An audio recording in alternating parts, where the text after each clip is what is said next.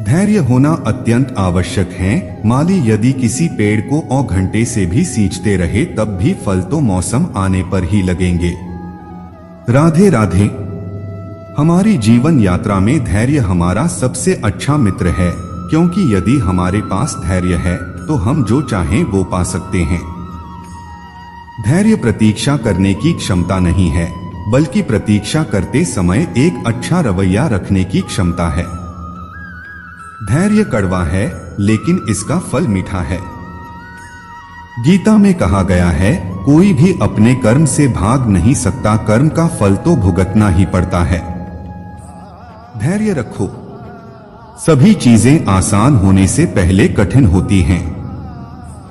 एक समय की बात है, एक गांव में एक गरीब किसान रहता था। उसके पास बहुत कम जमीन थी और वह बहुत मेहनत करता था, लेकिन उसकी मेहनत के बावजूद उसके पास कभी भी ज्यादा पैसे नहीं होते थे। एक दिन किसान अपने खेत में काम कर रहा था, जब उसे एक छोटा सा बीज दिखाई दिया। उसने बीज को उठाया और उसे अपने घर ले गया। उसने बीज को एक बर्तन में पानी में डाल दिया और वह रोजाना उसे पानी देता था। कुछ दिनों के बाद बीज अंकुरित हो गया।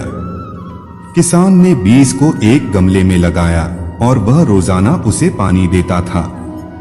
गमला दिन ब दिन बड़ा होता गया और उसमें एक सुंदर पौधा उगाया। पौधा बड़ा होकर एक पेड़ बन गया। पेड़ पर बहुत सारे फल लगे। किसान ने फल तोड़े और उन्हें बाजार में बेच दिया। उसने फल बेचकर बहुत पैसे कमाए। किसान बहुत खुश था। उसने सोचा कि यह सब धैर्य के कारण हुआ है। उसने हमेशा धैर्य से मेहनत की और अंत में उसे सफलता मिली। इस कहानी की सीख। यह कहानी हमें सिखाती है कि धैर्य एक महत्वपूर्ण गुण है। अगर हम धैर्य से मेहनत करते हैं तो हमें सफलता जरूर मिलती है।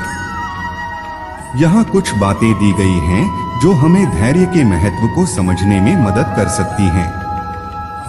धैर्य हमें कठिन समय में भी आगे बढ़ने में मदद करता है।